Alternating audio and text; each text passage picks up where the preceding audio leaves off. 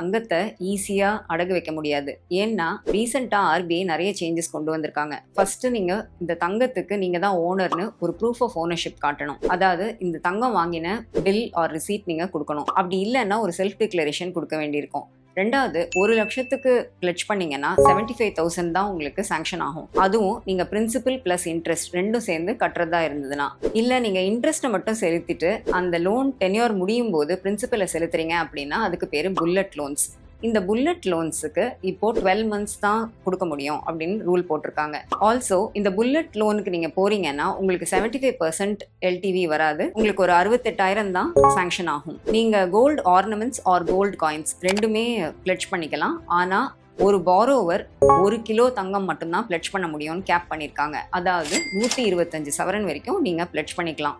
இதுவே கோல்டு காயின்ஸா இருந்தா 50 கிராம்ஸ் தான் அலௌடு. அதுவும் பேங்க் இஷ்யூட் காயின்ஸா இருக்கணும் அப்படின்னு சொல்லியிருக்காங்க. கோல்டு இல்லாமல் இப்போ சில்வரையும் நீங்கள் பிளட்ஜ் பண்ணலாம். 925 சில்வர் அப்படிங்கிற குவாலிட்டியில் உங்கள்கிட்ட சில்வர் ஆர்னமெண்ட்ஸ் இருந்தால் அதை நீங்கள் பிளட்ஜ் பண்ணலாம். அது இல்லாமல் பேங்க் இஷ்யூட் சில்வர் காயின்ஸ் இருந்தாலும் அதையும் நீங்கள் பிளட்ஜ் பண்ணிக்கலாம்.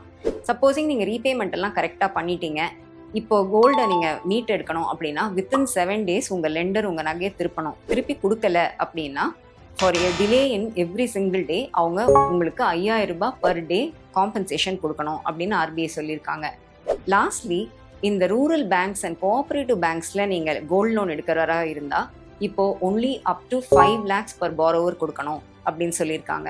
ஏன் இவ்வளோ ரூல்ஸ் வந்திருக்கு அப்படின்னு பார்த்தீங்கன்னா, இந்த லாஸ்ட் 6 to 9 monthsலேயே இந்த கோல்டு லோனில் நிறைய வாரா கடன் ஆயிருக்கு. அதாவது 6,800 கோடி வரைக்கும் டிஃபால்ட் அடிச்சிருக்காங்க. அதனால இது இன்னும் பெரிய சிஸ்டமிக் ப்ராப்ளமாக மாறதுக்கு முன்னாடியே ரூல்ஸை டைட்டன் பண்ணணும் அப்படிங்கிறது தான் ஆர்பிஐயோட நோக்கம்.